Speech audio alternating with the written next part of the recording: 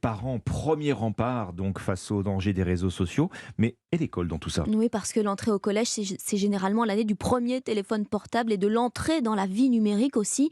Le ministère de l'Éducation nationale a élaboré un programme Internet sans crainte, un cours adressé aux sixièmes, axé sur les bons comportements, des outils indispensables, hein, Louise Salé. Oui, rappelez-vous de la rentrée des sixièmes. L'année dernière, ils avaient été accueillis dans une ambiance anxiogène par le hashtag anti-2010. Cette année, un autre slogan se veut plus positif. Bienvenue les sixièmes.